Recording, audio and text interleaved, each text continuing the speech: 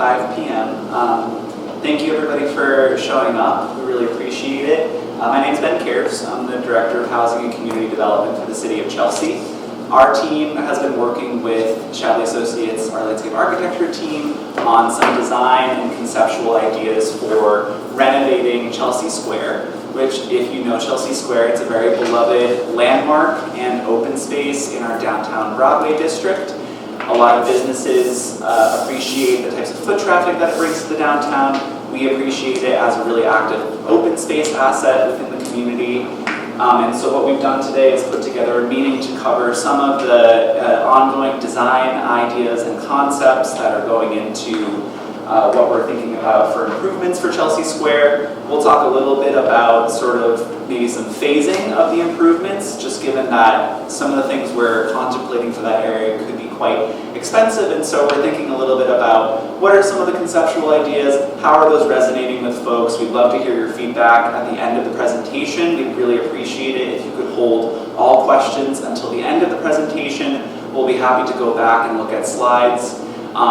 And we just really appreciate you showing up and giving us feedback. We really take that to heart in what we're doing in the community, because really it starts with you and sort of the ideas that you have, and then it's our job to sort of shape those. So we'll be holding this meeting tonight. There will be many other opportunities to engage on this project as we further the design process. And then when we start thinking about actual financing for it and construction, we'll be having more meetings to ensure that everything is happening above board, transparently, and we really look forward to the next step. So I'm going to hand it over to the landscape architecture team to go over the technicalities of the project and to explain a little bit more in detail. Thank you, Ben. My name is Pam Shadley. I'm a landscape architect. Our firm is Shadley Associates. I'd like to introduce our project manager, John Watts. So John and I have put together this working with the City of Chelsea, and I'm the lucky one who gets to show you it. So we'll go forward. Okay, so this is our meeting agenda. We're going to cover all these topics. I'm going to go relatively fast, so you don't get bored.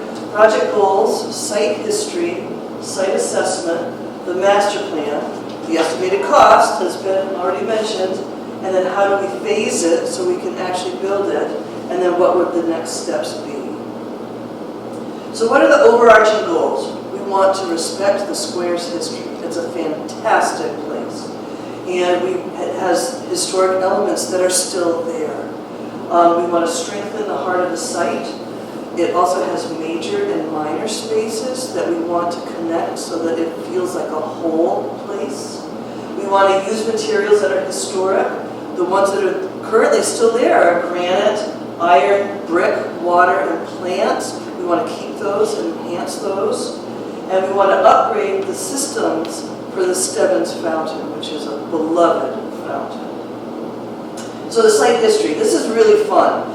We found some great photographs of the history of the site. So the site, which is this red triangle, is in the Chelsea Square Historic District. That's going to come with some rules that we have to comply with. And the district preserves the pre-1908 fire architecture and development pattern. So it's pretty old. Here's some great images. Relative to the Stebbins Fountain, you can see this is not the Stebbins Fountain, but it was a pre-existing fountain, right? So in other words, Chelsea Square has had a fountain in the middle of it for a very long time. And back in the day here, and back when Stebbins was first created, you can see it's surrounded by pavement, and the basins were at that height because they were intended to have the horses come up to drink out of those basins. So you can see it's just a whole circular pattern of pavement all around it for the horses to drink, which is really cool. So it also has the remnants, historic remnants. We have the Pulaski Memorial. It's from 1931. We have these granite walls with the metal and wrought iron fabric for the low railings. That's the base to the Columbus statue that was removed last spring. And then you can see lights, you can see tall poles, there's a trolley car. These are all the elements that are still there that we want to make sure we respect and enhance. So site assessment, this is what landscape architects do when they first start a project. Well, what is the site about?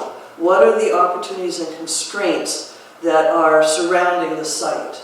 So here's Chelsea Square, you recognize it, I'm sure. Broadway is here, Park Street, Winnacimmet, and it has one sort of major space, and then the two ends feel smaller, feel a little isolated, but they're part of the whole. So we laid in the design for Broadway. I'm sure you all know that Broadway is being redone. You're living with the utility adjustments now, and then very soon new sidewalks, new lights, new trees are coming in. But John and I, as the designers of Chelsea Square, we have to anticipate what's coming. So we created this plan. This is a crosswalk that is proposed for Broadway, right? And these crosswalks, the existing one is here, but the proposed one is here. So we are designing to the proposed conditions because they will be built. And Park Street also has some changes to it, crosswalk. So our designs have to address what is coming to the edges. So we, after working on alternatives, came to a master plan. Now a master plan is your roadmap. It's the big idea. It's the comprehensive view of where you want Chelsea Square to go. You'll not be able to afford to build it all at once, but as you build pieces of it, you're leading towards the overall vision of a master plan. So a quick sketch, the goal is to connect all of these central spaces, knowing that we have sort of subspaces within them, and we want to move across them in a fluid way in order to make it feel like one big space. So here's the master plan that we came up with. And I know it's hard to see the detail from where you are, so we're gonna walk through what the detail is for all of these pieces. If you squint, you can see there's a lot of green there. We want a lot of green here, but there also has to be pavement.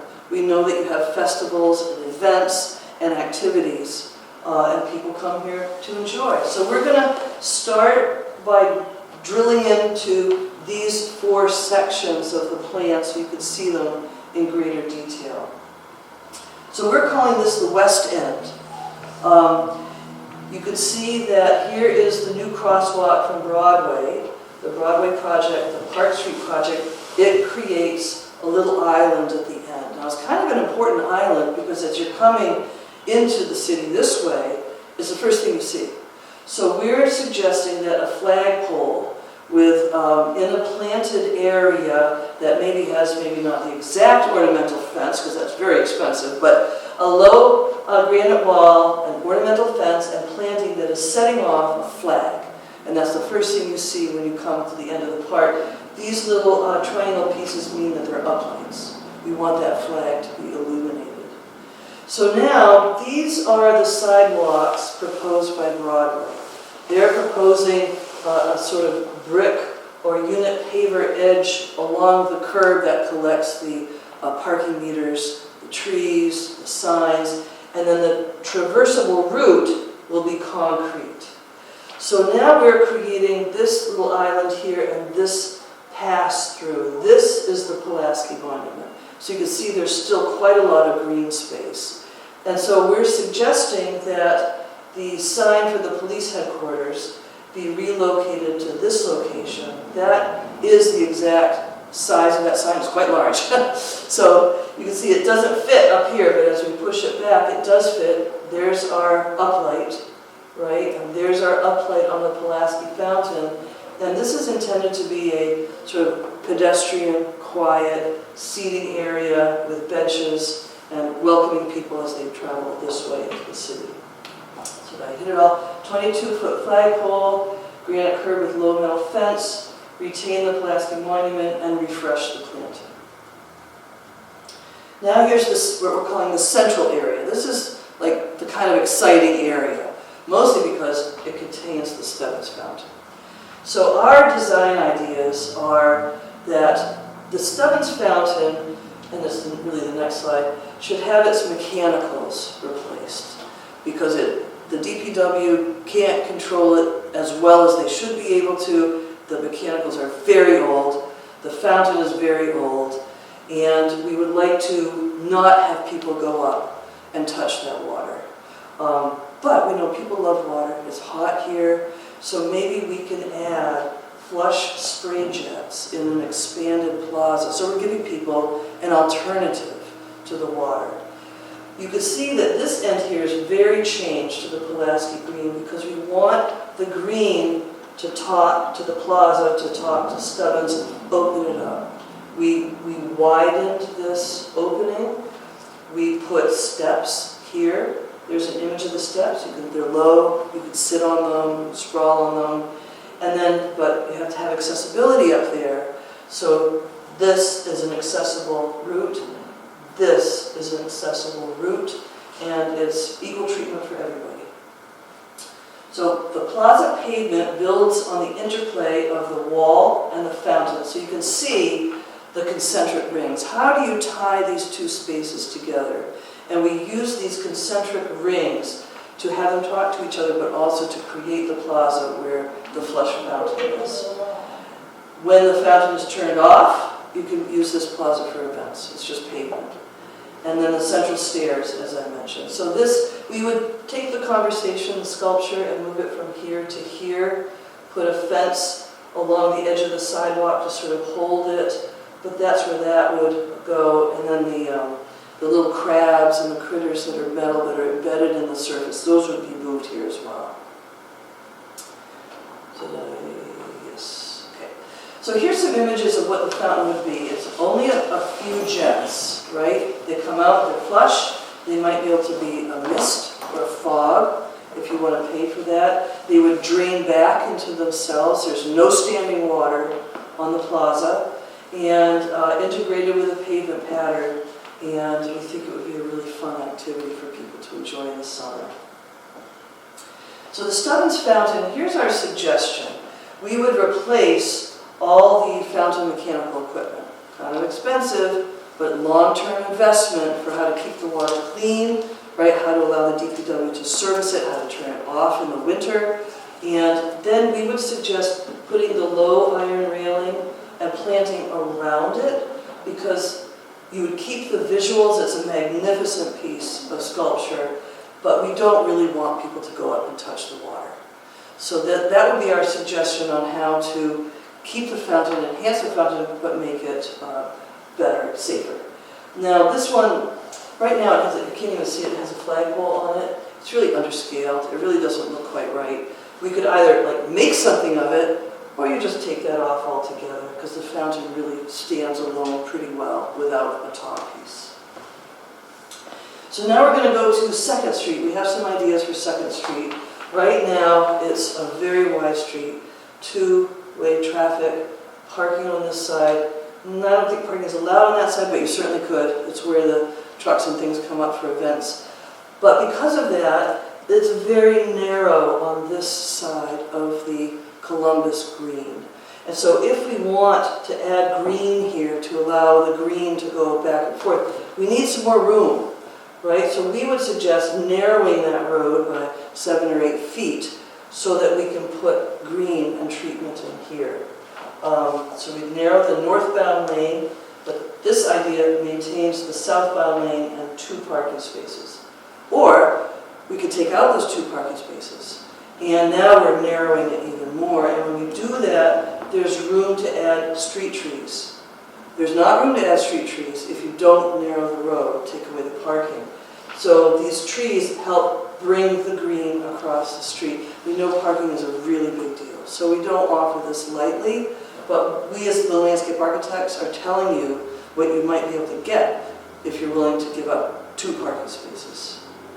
For further discussion. So now we're moving over to the east end. What we're showing here is what do you get when you narrow that street. We can add some granite pieces and treatment to make this side of Chelsea Square as important as the other side. It's not as big, it really is not as important, but it should be. It should have a presence, it should have a connection to the other side of the street. So you can see the same treatment here, the steps that allow you to go up into the lawn. How do I get handicapped access up there? It's over here. So there's a slight pitch on Winnacimmet Street this way, so it might be 3 steps on this end, but you're basically flush on this end. So we want universal accessibility to all parts of the park. So there we have the granite pieces and the piers and the low fence. We have a circular pavement pattern. We have the steps up. That granite plinth that used to have the Columbus statue can stay. You guys could figure out what you might want to put up there. We think it's kind of good to have. Oh, so we have some ideas. We think it's great to have a sculpture here and then a sculpture with Pulaski on the other end. They're sort of flanking each other. We think it's fantastic. And then this piece here is part of the Broadway improvements. There's a new bump out that's created here by Broadway. We would put the bike share there. It fits perfectly over there. Keep it out of the main body of the park, which is about people, landscape, and plaza. So now what's the estimated cost? So we take that all together. It's about $4.5 million in 2025 dollars. That's a lot of money, but it's a very large park, and it has a lot of granite and the metal and the trees and the lights and the mechanical equipment for the fountain. That's not cheap. So we estimate if you wanted to build all this today, about $4.5 million. So now the next thing we're going to talk about is how do you phase it? What would you build first? Okay, I don't have $4.5 million. What would I build first, and what would that cost? So we think this is the diagram for phasing. We would build Stubbins and the water feature and the plaza first. That's what gets everybody excited. 2 would be the greens, right? Plant material, edges, new lighting all the way around. And then 3, this, the west end, 2nd Street, and the east end all require Broadway to be constructed. That's why we made it the last phase. So what would we get? Okay, phase 1. We would get the fountain, right, the flush water feature. We'd get brick pavement and a relocation of the sculpture. We'd get site furnishings, trash, bikes, and the Stubbins fountain, right in, and the widening of the opening to allow Stubbins to talk better to the plaza. We won't get the steps. That'll have to be a different phase. This came out to about 1.7 million, not on that slide. So second phase would be the green spaces, the pass-throughs, the edge treatments, the steps, right? And over here, the green treatment. You can see it's mostly green, and site furnishings in 2. And then 3, flagpole, right? More pavement around here. We would build 2nd Street, whatever version the city decides to do, whatever narrowing version. And then the bike share over there on that curb cut. So then we put together a drawing of what phase 1 would look like. This is what we're suggesting is 1.7 million. The new mechanicals for the Stubbins fountain are hundreds of thousands of dollars out of that money, but we're going to do it.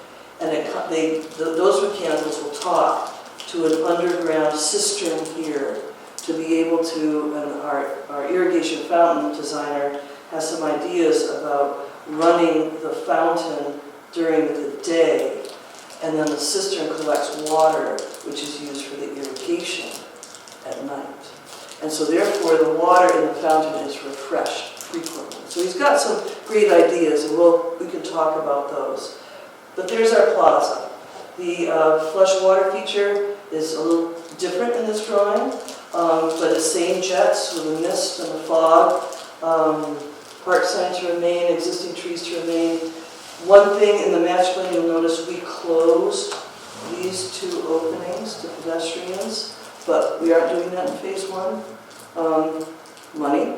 But we want this to be the dominant view. The new crosswalk is here from the Broadway project. So, what are the next steps?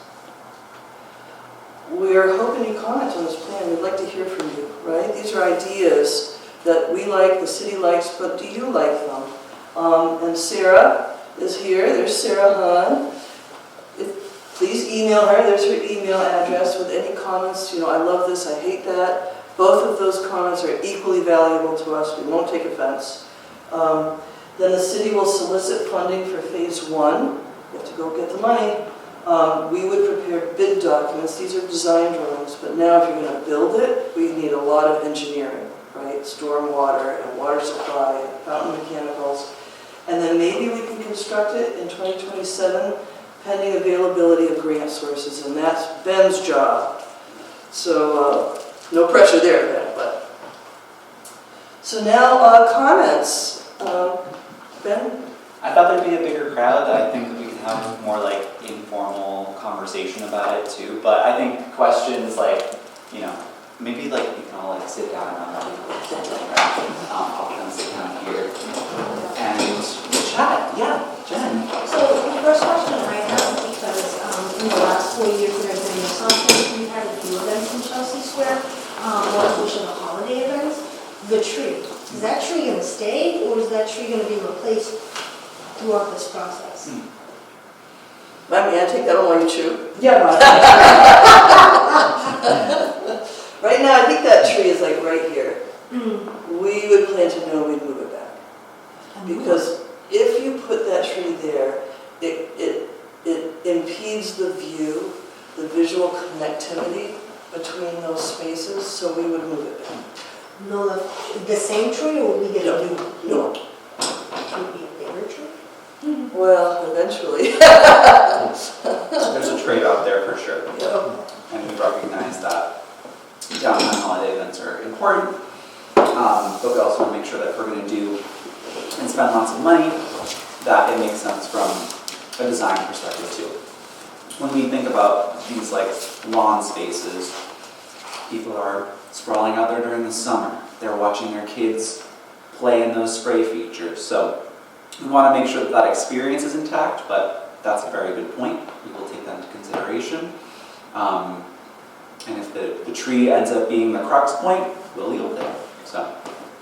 But I think you're saying, I want a tree. I hear that. I love the holiday tree. You know, in that area is near and dear to my heart. That's kind of, you know, my first 4R in Chelsea back when I was born here. So I love that space, and I think this is amazing, and I think it's long overdue, and I'm super excited for what you just showed us. The only other question I have, we had a recent meeting at the office, and you know, in the last 4 years, I'm constantly learning more about our history, things that we don't necessarily get taught in school about our own city, which I'm super excited they're going to start sharing more of now in the curriculum. But Jack was kind enough to share with me in the building that he resides in, we had Abraham Lincoln actually speak. Oh, that's cool. Before he was president, but he did come to Chelsea and he did speak at what was Independence Hall. Correct. And that's now the Winter Center Apartments, correct? So just something to throw out there as a potential statue to put out in that area. Good suggestion, Yeah. yeah. A renaming of the East End, maybe like Lincoln Square. Lincoln Green. Something Certainly, along those lines. it might all be an improvement from Columbus, but Right. I think when we think about a statue, you know, we would do something like an open kind of suggestion to the community. And so things that have merit, historical merit like that, will be very much welcome, I think, when we do that broader community input process, for sure. Yeah. On that topic of the building, I know there used to be a placard on that building. Yes. And it was removed many years ago, and nobody knows where it went. Well, I feel like there's a lot of history, you know, as Pam mentioned, that we could commemorate in this sort of park design. And I think bringing in people that are interested as residents and the historical commission, like they'll all be really interested in ways to program the space, fun things like that where we're commemorating history. Is a great grant application to the Community Preservation Committee. So there's lots of fun, rich things we can do, I think, when working through that. And especially tying it into the America 250. Yeah, definitely. I know in the city council, they spoke about doing more stuff around the city. And one person came about was John Reese, and I think it was Recupero that Yes, I said doing remember a that. statue Yes, for he him. did. Yeah. So that's just an idea, not mine. I think Recupero was hoping that it could be done at the park that's named after him on Washington Ave in replacement But that's of an a tiny aluminum. park. There's like an aluminum, but yeah, that drama is pretty significant to the community as well. Yeah. I love the ideas that are coming up with just the replacement of the statue, so yeah. Again, not my idea, that was Recupero that No. said put it somewhere. You guys, you're planting seeds with your words right now, so yeah, it'll be an interesting community process for that.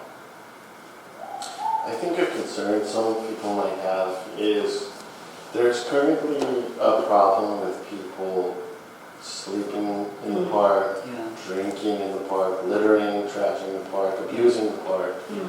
Having more trees and more camp out spaces, what precautionary measures could we put in place to mitigate it becoming an encampment? No, it's a good question, and I think it's a common question that comes up, unfortunately, in the city. We have the Downtown Task Force. I feel like they try to do their best in engaging with some of those community members that are inhabiting the park and maybe making it feel less safe for people, or creating a perception that it's not a place for recreation or for leisure.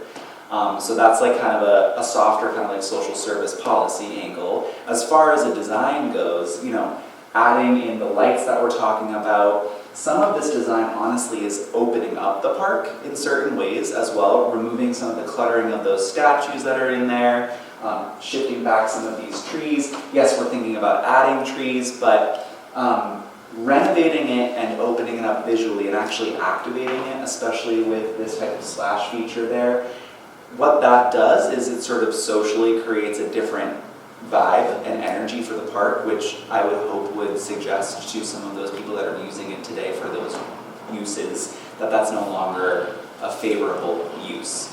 We don't want to displace people and do nothing about it, so what I'm offering is we can address that in the design, and then we can address that with the Downtown Task Force that we're coming at it from multiple angles, because it's a problem in many of our open spaces in the city. And if it helps a little bit, Jack, they've also started implementing morning and afternoon walks. So there's a group that consists of the city councilor, the city manager, a couple of city councilors, and a couple of city hall directors. We actually get together and walk in the neighborhood, and we try to. And I joined the first walk this past week in the morning, and this week it's being done in the afternoon. So we're trying to attack at different times of the day to try to address some of the loitering in some of the neighborhoods in the community, to see what we can do to redirect where they choose to kind of post up for the day, for lack of a better way to describe it. So, yeah. Let me know if I can help on those walks.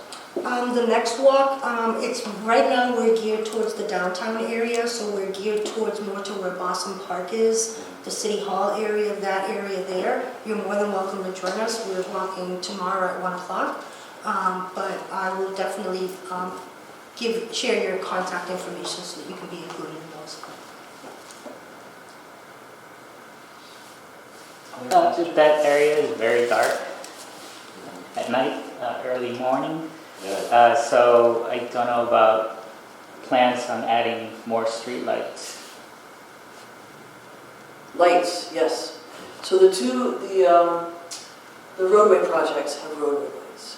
We would have pedestrian scale lights around the park, and trees that are lit up so that there's visibility through these spaces. In other words, any shrub that's in your viewport, if you will, probably doesn't belong in this park. We don't want hiding places, but we do need better lights and more lights.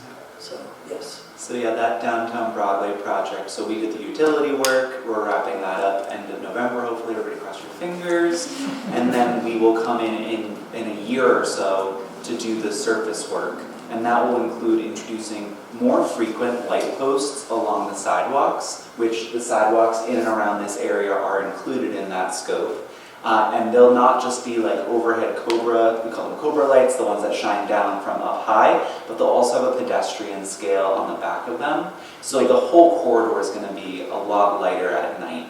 Like what's the street? Beach Street, exactly. That's exactly what we use to emulate the design for that. So, good eye on that. Nice. How long is it going to take to finish the whole thing, like the whole project, if we do continue with the project? Right. So we still have to get financing together for it. That could take probably between a year to maybe a year and a half to 2 years, depending on what's possible. What we usually do for park projects is we try to go for state grants that allow us to build the park. There's a couple different elements of this park that make it competitive for a few different grant opportunities. So we have to apply for those, get those funds, that takes time. And then we also have to get the city council to probably give some money from the city to actually build it. So we're looking at a longer timeline for this. We're starting the design process early, but probably like for all of the phases, it will probably take between like 5 and 8 years to get all of it done. Yeah. I want to be realistic about that timeline. I think if it became a more urgent priority for city council, we could maybe get that done sooner. But I would hope and cross my fingers that phase 1, I'd love to get that done by 2029-ish, okay? I know, I wish we could move faster, but it does take time, and a lot of it has to do with the funding for it, really. Okay, Yeah, that makes sense. good question. So on the splash pad area, I'm just concerned about the couple steps that you mentioned. So the steps up to the green, Yeah, Yeah. there's a lot of seniors that walk that area, as well as mothers with their carriages and toddlers running around. So I'm just worried that having that elevation causes a safety. so we are suggesting, oops, that's not, I need the master plan.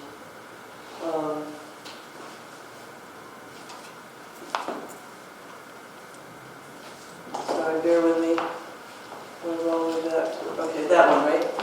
So there's steps here, but if I was mobility impaired, or if I was pushing a baby carriage, I would enter flush here, I would rise here, and I would enter flush on the lawn here. So there is a way for wheelchairs or baby carriages or that kind of folks to get from this elevation to this elevation.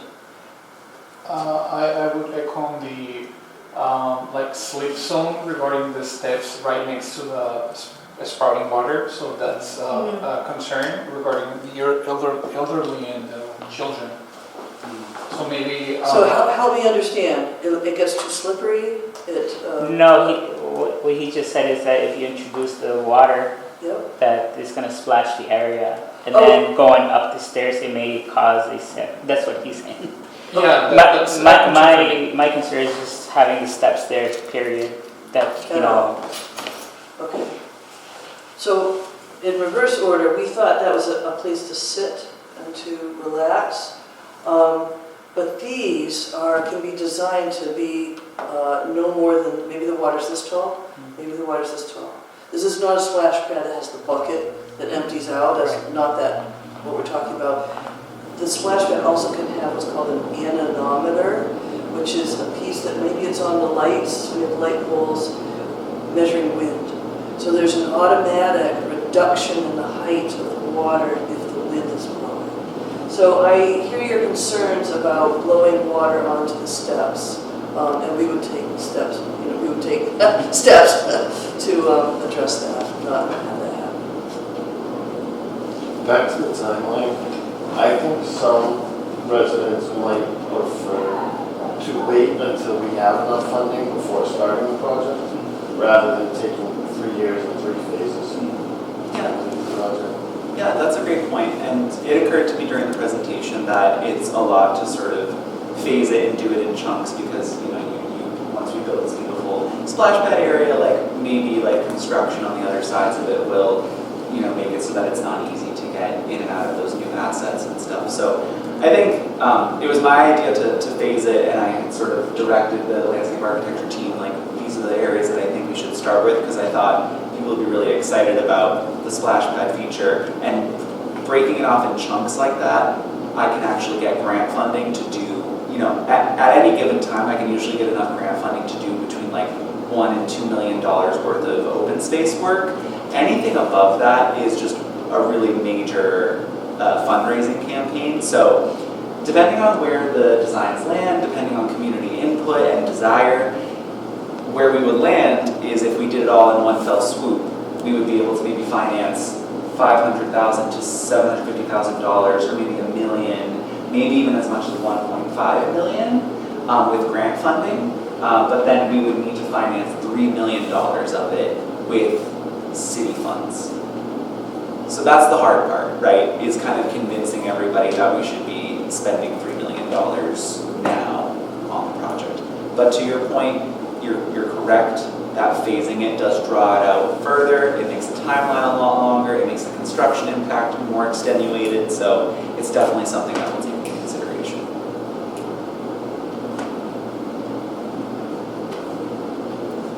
By moving the crosswalks, if you go with the idea of removing parking on 2nd Street, then you'll probably end up gaining that spot where the current crosswalk is. It's possible. Because there's a bit of a ramp here, right? You're going up. Well, yeah, on that 2nd Street, but there's nothing there for Broadway to 2nd going down. Yeah, there's nothing there now.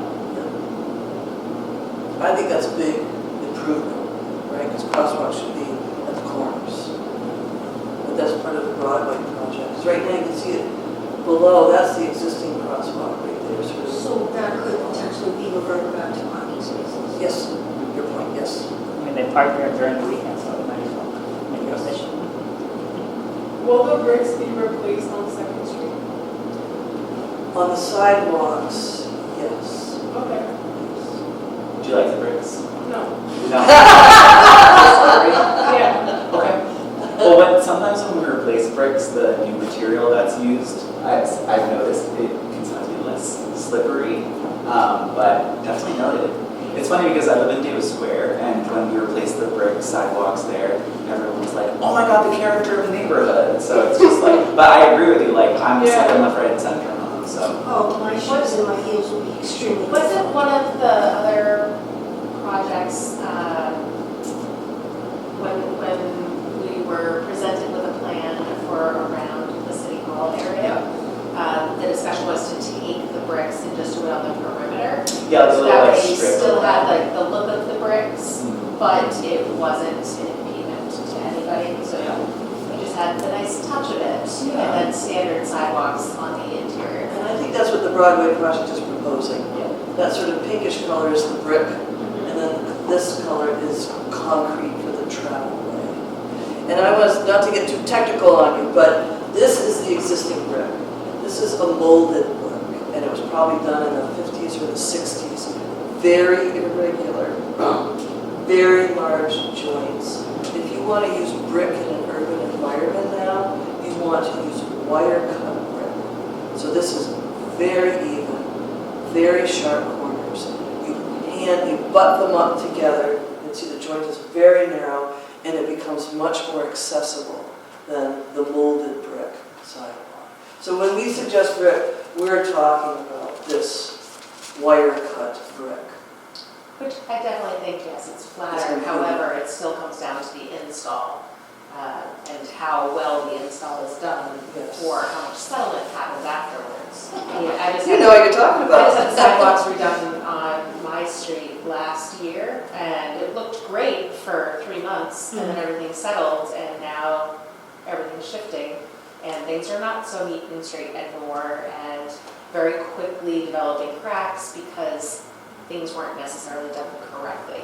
So these Are are those people poured in hired by the place city. sidewalks? Yes. Yeah, like the gray ones. Yes. So hard to keep them looking nice.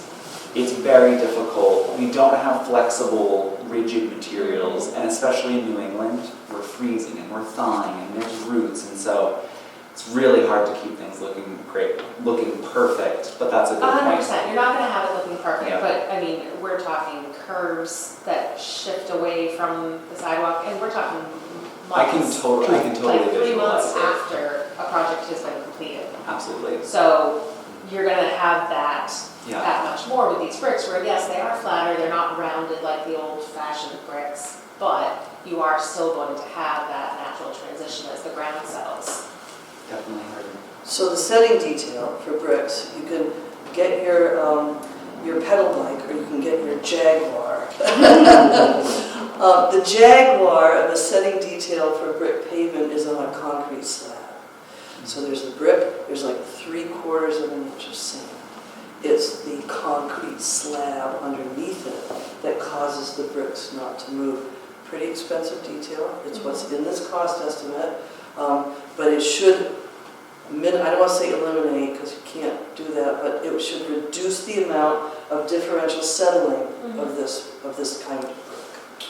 So, Well, what other projects has Chadley completed so we can compare the quality of the finished product? so I used to live in Lexington. I don't anymore. Our office is on Mass Ave in Lexington. We've been there for 20 years. I volunteered my time on the streetscape committee for Lexington, and it took 4 years of community discussions to decide what Lexington should install.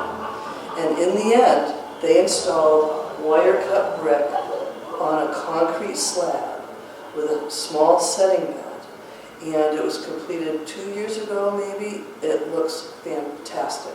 I think you should go to Lexington Center and look. But any project requires maintenance. So where I see that Lexington Center work has shifted is around a water gate, a drain manhole, right? Where the setting bed has some unusual characteristics, but the DPW, they come out, they take the bricks out, they reset the base, they put the bricks back in, and you have to do that. You have to have maintenance on anything you build. You have to have maintenance.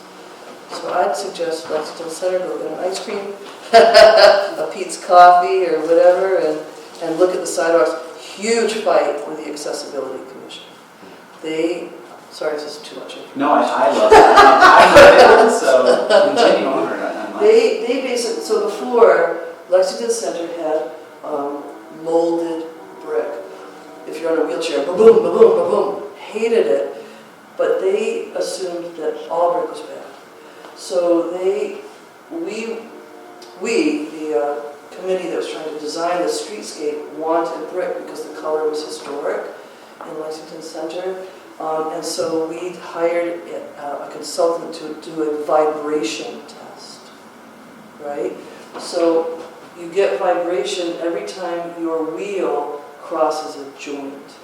So it turns out that this is a pattern called running bond. Lots and lots of joints. The pattern called herringbone has less vibration as measured in a wheelchair than running bond. So we were trying to use data to talk about a design solution that met the aesthetic goals of this little historic streetscape and the accessibility goals and public perception, right? That's also what we're sort of trying to counter with data and information is public perception. So sorry, that's a lot of detail. Pull that off the stops for those folks. I love that. What's the reason for not being able to touch the water fountain? Is it a sanitation thing? Pretty much. But the equipment in there is so old, it really doesn't clean to standards that we have to live with these days. Yeah. So currently, because I know neighborhood kids play in it all summer, would you advise that they don't do that anymore? I would say yes. I would say that that's something that maybe the public health department might want to do a little communication on for sure, but we're surrounded by water on 3 sides as well, and so people find their way into bodies of water all the time that are not safe for them.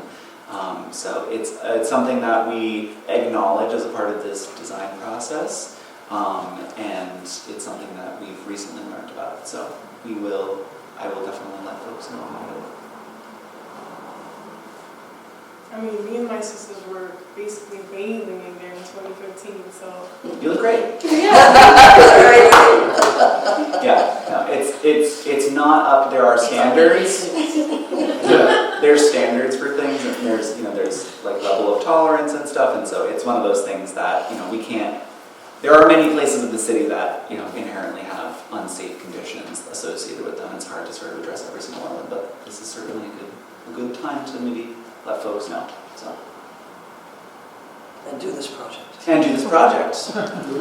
I think it looks beautiful. I would love to see this happen. Great, I agree. great. With the enclosure of the fountain that you have there, is there any space to have accent lighting to, bring out the fountain at night? Yes, Yeah. have to. It's an incredible feature in this space, and we need a sophisticated lighting design to really enhance that. And I like the, adding the height to the middle of the fountain. The kind of rod, The flagpole. maybe iron or metal. Yeah. Yeah, I think that would Oh, interesting. Yeah, I like that. Yeah. Because iron is a material, Yeah. right? In Chelsea Square, it's a historic material. I love it. Are the statues staying in place or are they shifting? Pulaski stays exactly where he Okay. is. Okay. Oh, Do you like them or no? Yeah. He's okay. He But- was. But the statues of the Conversation, the art piece called The Conversation, we would relocate that one. Those are the metal ones right here? Yeah, these ones. These. Yeah, that's what I meant. Like, Oh, yeah, love those. if they were moving or? We would move them, it's hard to see on this plan, to be right up here. They're drawn on the plan. So there would be, at the back of the sidewalk, there would be a metal fence, right? And we would put them up there at the metal fence so that they're sort of looking down at the plaza. This end of the plaza is going to take a lot of mechanical equipment for the Stebbins Fountain, and we think it's more respectful for these beautiful pieces to actually have their own place up there, where they're a little bit more prominent. So that was our thinking. And you can disagree with that. Or we're gonna put them behind the trees and not gonna be like, no, just kidding. Is that big box that's in that corner, like right now, there's like this The big big- box. it's Is a- that the mechanics to the fountain? Yep. Right here? Yeah. Yes, it Oh. is. I'm not sure we're going to be able to get rid of that one. Okay. Yeah. Is there more seating being proposed? Well, seating is one of those things that you can have as much of it as you want, right? And in my opinion, the more seating, the better. Everybody wants to sit down. But we were judicious in the amounts of benches that we're proposing. I hope that's not mine. I think it's mine. But we can add, seating is very easy to add. So would it be benches or like those kind of picnic? Right. Well, you tell us. We thought that a few of those could fit right here. Like eating areas and then kind of just like resting areas, conversation areas? Exactly. We like more seating and more diverse types of seating. Yeah. That's what people enjoy in public places. There's some really cool abstract seating along the Harbor Walk, like in Charlestown, East Boston, Okay, the East Boston waterfront, some really neat. we'll take a look at that. Yeah. It's an opportunity for art, isn't it? Seating is. Oh, Yeah. I know the city said that they were planning on putting some sort of swing slash some sort of, when they were, after they finished renovating the Second Street that we have now, they said they were putting something on the right side of the park. Is that Like some type of, was it like an artistic kind of seating Yes, thing? they said it was. Yeah, there was a company, I think if I think, I'm thinking about the same thing. They're called Beyond Walls, and they were talking to Mass Development, it was this quasi, they will focus on downtown districts. It never ended up coming to Chelsea. I think it ended up somewhere else. But they were like, we're gonna put this here and like for free, and I think some parts of it we were like concerned about maybe people like climbing up and off of it, or I don't remember the exact conversations, but it never ended up But we are definitely trying to support any types of like artistic interventions, and we're hiring for an arts and culture planner for those watching at home. Which part of their job is thinking about how do we program public spaces with kind of, and in some ways it's nice to think about like we could have seating that is there for permanent, and then if we wanted to have like, you know, artistic seating, installations or other things, we could do that too. Yes, tonight's presentation, it comes to mind is the park, Haymarket Park, right across Hanover. That's the little section where they have the little water and the swing area with the grass. That's what comes to mind when I see this, but I know it's totally different. But They're definitely interesting examples, yeah. I think seating is definitely something that will be prevalent in this park. What are those, the circle swings that they have Oh, on the, along D or D on line, D, imagine?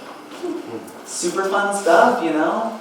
But you know what, having these little lawn spaces, that helps us kind of create programmable areas while the permanent infrastructure is more reminiscent of kind of a head nod to the historic district, which I think is something we want to leverage in the downtown. So a question that I would have, I mean, in this area in particular, I feel like that area has always been pretty well maintained. And our DPW does a really good job around our city, but I feel that sometimes we are not coming up with a schedule of regular maintenance on some of these things that we're putting around the city. And that's not necessarily the fault of our DPW workers. They're doing what they're being tasked to do, and there's a lot to do in the city. But as we continue to develop all of these little pocket parks and things that we're adding in, I have one down the street from me that was installed maybe 2 years ago now. And I recently had to reach out because it was so overgrown and hadn't been touched and was full of trash. And we need to make sure as we do these things that we're also working on that game plan of this is being touched once a week. And making sure that, I mean, especially with an area with a lawn, then obviously that's going to be mowed in order to stay nice. But any of the landscaping beds and everything, because it is such a windy city as well, it's not necessarily even people putting trash on the ground. There is trash that is just being blown. And the toss of the trash cans and all that. And particularly, so I am one of the organizers of one of the community cleanup groups in the city, and it's worse after trash days in certain areas. So as much as we do have an issue with people littering, there is the issue of just with the winds that we get around here carrying the trash. And all of this pretty work that you're going to have in there is all going to be a collection point. So we have to make sure that we're going to spend money to do these beautiful things. We also spend that money to maintain it. And as you referenced, any of those kind of compression points in the brick or anything like that, we're also maintaining it and not just letting it. It is the number one question that I've heard over the years of being a practitioner, like operations and maintenance. And internally, DPW has new staff that are focusing on trying to create schedules for operations and maintenance so that we're able to stay true to what we're saying we're going to do and commit to. I think a great example is Boston Park was recently renovated, and I think the trash cleanup I've seen there they've been really on top of it. So I have faith that they're going to be working on a much better schedule for all of our parks. But it's a point well taken. It's something I bring up very often, and it bumps up against capacity. But I also think that optimizing the schedule is really important, and you're not wrong. You're so right. I kind of want to piggyback on that. As a resident of the community and just being here, I love that we're trying to have more green space, and I love that we're trying to have more trees, right? But the maintenance of that, whether it's the bed of the tree or the tree itself, is been a pain point, especially in the downtown corridor where we're doing storefront improvements that you can't see because you have these ginormous trees that are blocking the storefronts.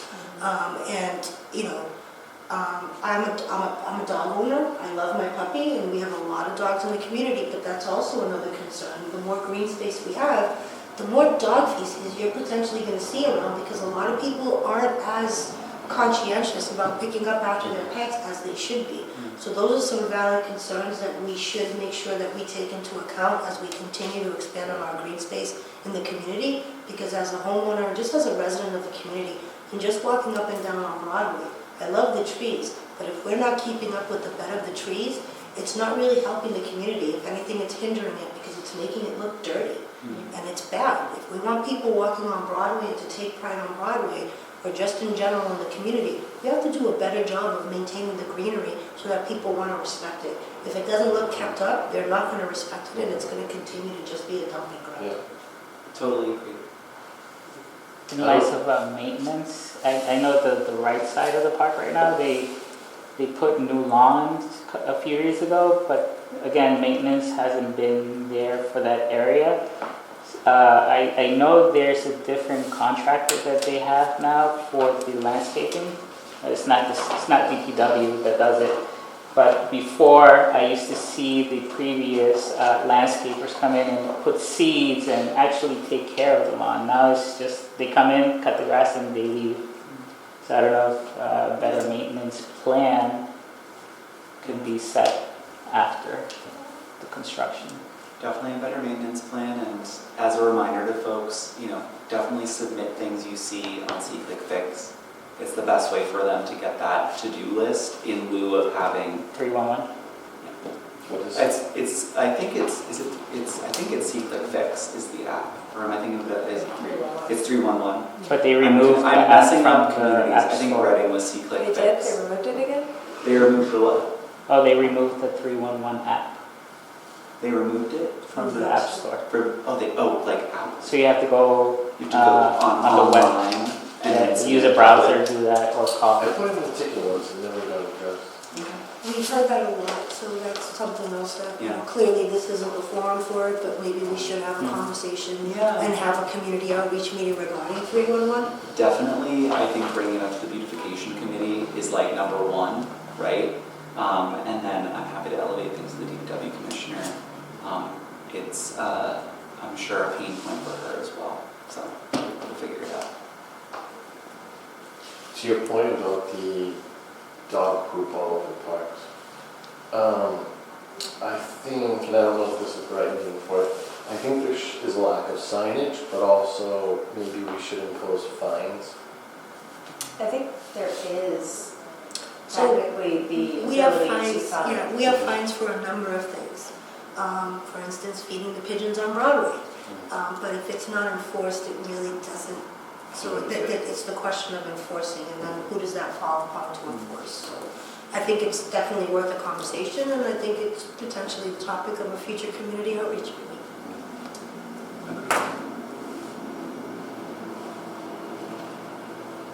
So I want to be respectful of everyone's time because we're nearing the 6 o'clock hour. If anyone does have any questions, can you go back on the slide that had Sue's, Sarah, I apologize, contact information? There we go. I just want to make sure everyone has that so that if anyone has any questions or would like some additional information, we can reach out to Sarah and be able to communicate via email. Are there other bids or proposals or design options, or is this the only one? This is the only one right now. Yep. So what we usually do is, in some cases, we'd offer like for certain playground areas, we'd be like, oh, we're going to renovate this entire playground. Here are like the design alternatives. I think there may have been previous iterations where we did have some different alternatives, and those community engagement processes already happened. So we're converging towards this design right now. Yeah. And as the designer, you have the master plan, but when you drill in and say, this is my phase 1 area, inevitably there are design decisions that have to be made that make adjustments to that work. And we have to start somewhere with designs, right? Like we want to bring in a splash feature because extreme heat is an issue. We can get grant funding for that, the historical integrity of the site. So it is a community process, but we also have to work within like what is actually feasible on the site too. That So makes sense. So you're trying to incorporate elements that you feel there might be funding out there for. yeah. I guess, sorry to bring this up again, but if the water fountain water is too unsanitary to touch, how is it different from the splash pad water? Oh, very different, because it's going to have new equipment to not chlorinate. There's a new, I can't remember the word, but it's UV, right? They hit the water with UV to remove all the bacteria, the chemicals and that kind of thing. Oh, So yeah. that would be like a fully potable water? Yes, yes, yes, safe for human Filtration. filtration. This presentation will be shared online. Yeah, so Sarah has a sign-in sheet, so I think a good thing that Sarah can do is she'll BCC everyone, and maybe we can share the presentation out to this group, and then you can take time and react to it and send in any additional feedback, which our landscape architect team can take into consideration. I think what we'll also do is take the cable TV video and put that out, and we also have the presentation translated into Spanish as well for folks that want to review it in that language. And we'll also include it in our newsletter with the links going to wherever the city's gonna have the information available. I have some Spanish copies printed out, so we could leave them here. Sure. The chamber, Yeah. for those wondering, need that. Absolutely. Well, thank you so much, everybody. Honestly, like, this is a good turnout for this. Like, believe it or not, and so all of your comments are really helpful, and we can move on with confidence into the next step. So thank you very much. So thank you, this is a great design and a great plan. Thank you so much. Thanks for your input. Well done, team. Yay. Thanks for filming.